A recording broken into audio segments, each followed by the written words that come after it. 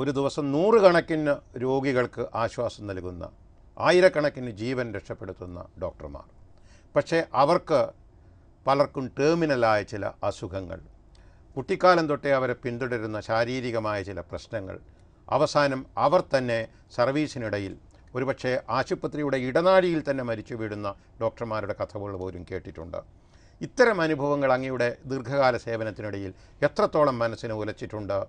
അത്തരം സന്ദർഭങ്ങളിൽ സഹപ്രവർത്തകന്മാർ നേരിടുന്ന അത്തരം പ്രശ്നങ്ങൾ എങ്ങനെയാണ് അങ്ങയെപ്പോലെയുള്ള ആശുപത്രി ഭരണാധികാരികൾ കൈകാര്യം ചെയ്യുന്നത്? ഡോക്ടർമാർ വളരെ സ്ട്രെസ്സിലാണ്. ഡോക്ടർമാരുടെ ഈ പ്രശ്നങ്ങൾ പലപ്പോഴും സാധാരണ ജനങ്ങൾ മനസ്സിലാക്കാറില്ല. അപ്പോൾ അവർക്ക് സ്ട്രെസ്സ് ഒന്ന് സോക്കേടുമായിട്ടുള്ള ആ നോളജും ആ മൽപ്പിടുത്തവും അതെങ്ങനെയെങ്കിലും അവരെ രക്ഷിപ്പിക്കണമെന്നുള്ളത്. രണ്ടാമത് ഈ ട്രസ്റ്റ് ഫാക്ടർ, ഈ റിലേറ്റീവ്സ് എന്നെ ട്രസ്റ്റ് ചെയ്യുന്നുണ്ടോ അല്ലെങ്കിൽ റിലേറ്റീവ്സ് റിയലി ഈ ഡോക്ടറെ ട്രസ്റ്റ് ചെയ്യുന്നുണ്ടോ എന്നുള്ള ഫാക്ടർ. ഇതിൻ്റെ രണ്ടിൻ്റെ ഇടയിലും മൽപ്പിടുത്തം കാരണം അവർക്കെപ്പോഴും ഒരു സ്ട്രെസ് ഫാക്ടറുണ്ട്. ഈ സ്ട്രെസ് ഫാക്ടർ കാരണം പല ഡോക്ടേഴ്സിനും അൺഫോർച്ചുനേറ്റ്ലി അവരുടെ ഹെൽത്ത് തന്നെ നോക്കാൻ സമയം കിട്ടാറില്ല. അവർക്ക് പല വിധത്തിലുള്ള സോക്കേട് വരാനുള്ള സാധ്യതയുണ്ട്. ഇത് സാധാരണയുള്ള ജോലി കാരണം. പിന്നെ ഓപ്പറേഷൻ ചെയ്യുന്ന ഡോക്ടർ, റേഡിയേഷൻ കൊടുക്കുന്ന ഡോക്ടർ, എക്സ്റേയുടെ അടിയിൽ നിൽക്കുന്ന ഡോക്ടർ, ഇവർക്കെല്ലാം പല ഡോക്ടർമാർക്കും ഹൈ ഇൻസിഡൻസ് ഓഫ് ക്യാൻസർ, വളരെ high incidents of coronary artery disease ഇതെല്ലാം ഉള്ളതാണ്. അപ്പോൾ ഇങ്ങനെ ഒരു ഓക്യുപ്പേഷണൽ ഹാസർഡ് എന്നാണ് സാധാരണ പറയാറുള്ളത്. അപ്പോൾ ജോലിയുടെ ഒരു ഹാസർഡ് അത് ഉണ്ടാകുന്ന ഒരു ജോലി തന്നെയാണ് ഡോക്ടർമാരുടെയും. വളരെ നോബിളാണെങ്കിലും ഇങ്ങനെയുള്ളൊരു പ്രശ്നമുണ്ട്. അതുകൊണ്ട് ഞങ്ങൾ എന്താ ചെയ്യുന്നത് വെച്ചാൽ, അങ്ങനെ ഒരു അവസരം വരികയാണെങ്കിൽ ഡോക്ടർമാരെ വളരെ സപ്പോർട്ട് ചെയ്യുക.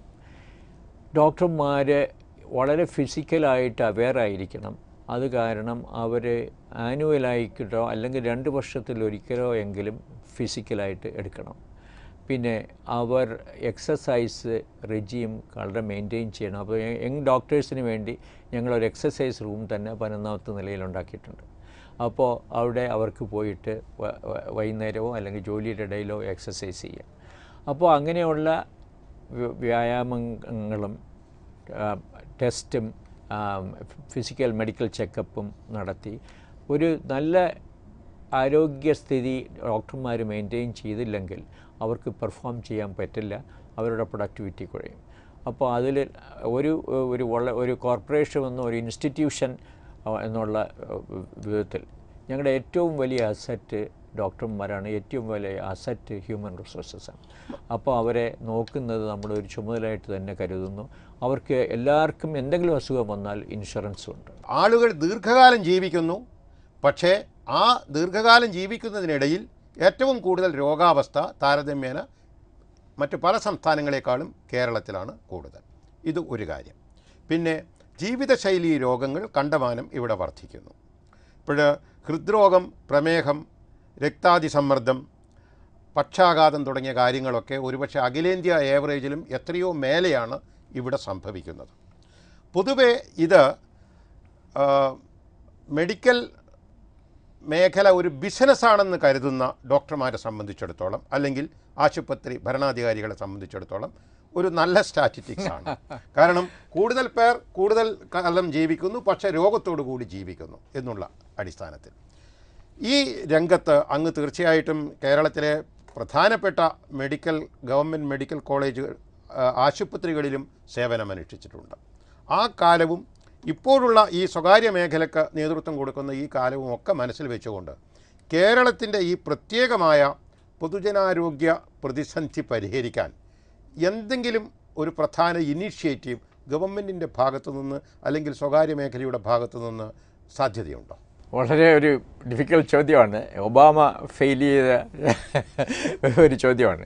പക്ഷേ ഇത് വളരെ ഇമ്പോർട്ടൻ്റാണ്. ഇത് ചോദിക്കണം, ആൻഡ് എല്ലാവരും അതിന് അഭിപ്രായം പറയണം. ഇത് ഫേസ് ചെയ്യേണ്ട ഒരു ക്വസ്റ്റ്യനാണ്. ഇതാരും അവോയ്ഡ് ചെയ്യാൻ കഴിയാത്തൊരു ക്വസ്റ്റ്യനാണ്. അതായത് പബ്ലിക് ഹെൽത്താണ് ഈ സ്റ്റേറ്റിൻ്റെ ഏറ്റവും വലിയ ലക്ഷ്യം. ആ പബ്ലിക് ഹെൽത്ത് ഇമ്പ്രൂവ്മെൻ്റ് ഉണ്ടായാലേ പറ്റുള്ളൂ. പ്രൈവറ്റ് പാർട്ടീസ്, ഗവൺമെൻറ് പാർട്ടീസ് എന്നെല്ലാം പറഞ്ഞ് നമ്മൾ ഒരു വ്യവസായവൽക്കരണം എന്നുള്ള ഒരിത് കൊടുക്കുന്നതിന് പകരം ഈ രംഗത്ത് പബ്ലിക് പ്രൈവറ്റ് പാർട്ടിസിപ്പേഷൻ എങ്ങനെ നടത്താൻ പറ്റും എന്നുള്ളതാണ് നോക്കേണ്ടത്. ഈ ഗവൺമെൻറ്റും പ്രൈവറ്റ് സെക്ടേഴ്സും വളരെ യാതൊരു വിധത്തിലുള്ള വെസ്റ്റഡ് ഇൻട്രസ്റ്റ് ഇല്ലാതെ ചേർന്നാൽ ഈ സ്റ്റേറ്റിൻ്റെ, ബാക്കിയുള്ള സ്റ്റേറ്റിന് എനിക്കറിയില്ല, ഈ സ്റ്റേറ്റിൻ്റെ പല വണ്ടേഴ്സും ചെയ്യാൻ പറ്റും എന്ന് വിശ്വസിക്കുന്നതാണ്. ഫസ്റ്റ് ഓഫ് ഓൾ, ഈ മോർബിഡിറ്റിയുടെ കാര്യം പറഞ്ഞത് വളരെ ശരിയാണ്. ക്വാളിറ്റി ഓഫ് ലൈഫ് ഇല്ലാതെ പ്രൊളോങ്ഡ് ഈ ലൈഫ് ഉണ്ടായിട്ട് വലിയ കാര്യം ഇല്ല. നമ്മുടെ ഇപ്പോൾ എക്സ്പെക്റ്റഡ് ഏജ് വളരെ വളരെ കൂടിയിട്ടുണ്ട്. 75 എല്ലാം കഴിഞ്ഞു. ബാക്കിയുള്ള നാഷണൽ ആവറേജ് 69-നേക്കാളെല്ലാം വളരെ വ്യത്യാസമാണ്. സ്ത്രീകൾക്ക് അതിനേക്കാളും കൂടുതലാണ് ലോങ്വിറ്റി ഓഫ് ലൈഫ്. അപ്പോൾ അതിൽ ക്വാളിറ്റി ഓഫ് ലൈഫ് വളരെ, അതിൻ്റെ പ്രധാന കാരണം ഒന്ന് പറഞ്ഞത് തന്നെയാണ്, മിസ് മോഹൻ പറഞ്ഞത് തന്നെയാണ്. ഒന്ന് chronic diseases, diabetes, hyper tension, obesity, cholesterol, coronary disease, അങ്ങനെ. രണ്ടാമത്തെ കാര്യം, ഏറ്റവും ഇമ്പോർട്ടൻ്റ് ആയിട്ട് നമ്മൾ മറക്കുന്നത് ആക്സിഡൻറ്റ്സ്. ഈയിടെ ഒരു നല്ല ഒരു പ്രോഗ്രാം ജയ്ഹിന്ദിൽ തന്നെ 2 മണിക്കൂർ നേരത്തേക്ക് ആക്സിഡൻറ്റ് കൊണ്ട് മോർബിഡിറ്റിയുള്ള മലയാളികളുടെ നല്ലൊരു പ്രോഗ്രാം കണ്ടിയാണ്. അപ്പോൾ അത് വളരെ വളരെ millions and billions of rupees ഈ സ്റ്റേറ്റിന് പോകുന്ന ഒരു കാര്യമാണ്. അപ്പോൾ പബ്ലിക് ഹെൽത്ത് പല കാരണം, പിന്നെ ഇൻഫെക്ഷ്യസ് ഡിസീസ് മാറിയിട്ടുമില്ല. ഡെങ്കി, ചിക്കൻ ഗുനിയ, ലെപ്റ്റോസ്പൈറ, എലിപ്പനി, പല പല പല കാര്യങ്ങളുണ്ട്. അപ്പോൾ ഇതിൻ്റെ എല്ലാം കൂടെ ഒരു ആകത്തുക നമ്മുടെ ശരിക്കും പ്രൊഡക്ടിവിറ്റി കുറയുന്നു, പബ്ലിക് ഹെൽത്ത് മോശമാണ്, നമ്മുടെ ക്വാളിറ്റി ഓഫ് ലൈഫ് മോശമാണ്. There is no doubt. Mohan പറഞ്ഞത് തന്നെയാണ് ഞാനും പറയുന്നത്. പക്ഷേ ഇതിൻ്റെ ഇമ്പോർട്ടൻ്റ് കാര്യം, ഇതിന് ഒരു വളരെ റാഡിക്കൽ അപ്രോച്ച് തന്നെ വേണം. പ്രൈവറ്റ് സെക്ടറും ഗവൺമെൻറ്റും ഇതിനകത്ത് ചേർന്ന് പെരുമാറണം. പ്രൈമറി ഹെൽത്ത് കെയർ ഡെഫിനറ്റായിട്ട് നമ്മുടെ ഒരു സ്ട്രോങ് പോയിൻ്റാണ്, ആയിരുന്നു, ഇപ്പോഴും സ്ട്രോങ് പോയിൻ്റാണ്. ബാക്കിയുള്ള സ്റ്റേറ്റിനെ അനുസരിച്ച് അത് ഇതിനേക്കാളും സ്ട്രോങ്ങർ ആക്കണം. ഒരു ഫാമിലി ഹെൽത്ത് കെയർ സ്റ്റാറ്റസ് ആക്കണം എന്ന് വിശ്വസിക്കുന്ന ആളാണ് ഞാൻ. അത് ഗവൺമെൻറ് ഇനിഷ്യേറ്റീവിലേ പറ്റുള്ളൂ. പ്രൈവറ്റ് ഇനിഷ്യേറ്റീവ് കൂടെ പറ്റും. കുറച്ച് HLL ഇത് വേണം, ഇതുപോലെ പല സ്റ്റേറ്റ്സിലും ചെയ്യുന്നുണ്ട്. പ്രൈമറി ഹെൽത്ത് കെയർ എടുത്തിട്ട് ഒരു ഹൈ ലെവലിൽ കൊണ്ടുപോവുക. അതേപോലെ ഈ സ്റ്റേറ്റിനും അത് പറ്റുന്നതാണ്. പിന്നെ second, low cost delivery of care എങ്ങനെ കൊടുക്കാൻ പറ്റും എന്നുള്ള ആ എക്സ്പെരിമെൻറ്റ് ഡെഫിനറ്റായിട്ട് നമ്മൾ നടത്തണം. പ്രൈമറി ഹെൽത്ത് കെയർ ഇംപ്രൂവ് ചെയ്യുക, ഒരു ഇൻഷുറൻസ് സിസ്റ്റം കൊണ്ടുവരിക. ഇപ്പോൾ ഗവൺമെൻറ് ഒരുപാട് കാര്യങ്ങൾ ചെയ്യുന്നുണ്ട്, പക്ഷേ കുറച്ചുകൂടെ ഓർഗനൈസ്ഡ് ആയിട്ട് ഇക്കാരുണ്യം എന്നുള്ള ഒരു ഇൻഷുറൻസ് സിസ്റ്റം. ഞാനിതിനകത്തൊന്നും ഒരു പൊളിറ്റിക്സ് കാണാതെ പറയുകയാണ്. അതിനകത്ത് പല പൊളിറ്റിക്കൽ ആസ്പെക്റ്റ് ഉണ്ട്. അത് ഗവൺമെൻറ് നോക്കേണ്ട ഒരു കാര്യം തന്നെയാണ്. പക്ഷേ എൻ്റെ ഒരു ഇംപാർഷ്യലായിട്ടുള്ള വ്യൂ ഞാൻ പറയാം, നിഷ്പക്ഷമായിട്ടുള്ള വ്യൂ. അതായത് പിന്നെ ഇൻഷുറൻസ് ആണ് എപ്പോഴും ബെറ്റർ. അപ്പോൾ ഗവൺമെൻറ് ഹെൽപ്പ് ചെയ്യുക, അതേസമയം ആളുകളും ഒരു ചെറിയ എമൗണ്ട് ഇടുക, സോ ദാറ്റ് ഒരു ഇൻഷുറൻസ് നിങ്ങൾക്ക് ഗ്യാരൻറ്റീഡാണ്. പിന്നെ ഡെഫിനറ്റായിട്ട് പ്രിവെൻഷൻ ഈസ് ബെറ്റർ ദാൻ, അപ്പോൾ public health, prevention is better than the cure. Public health ഗവൺമെൻറ്റിൻ്റെ ഒരു വകുപ്പാണ്. അത് വളരെ വളരെ ഇമ്പ്രൂവ് ചെയ്യണം.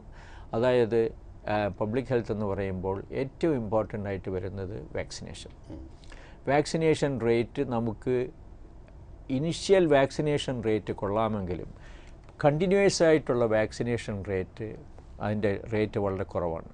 അപ്പോൾ ആദ്യം 75% ഉണ്ടെങ്കിൽ പിന്നെ കുറഞ്ഞു വരും. അപ്പോൾ ആരും നമ്മൾ അഡൽട്ട് വാക്സിനേഷൻ എന്ന് പറഞ്ഞാൽ ആരും പോകാറില്ലല്ലോ. ആദ്യം സ്കൂളിൽ ചേർക്കുന്നതിന് മുമ്പ് കുട്ടികളുടെ വാക്സിനേഷൻ എല്ലാവരും നമ്മൾ നോക്കും. അത് കഴിഞ്ഞാൽ പിന്നെ ഇതെല്ലാം ഒരു മറന്നുപോയ സ്ഥിതിയിലാണ്.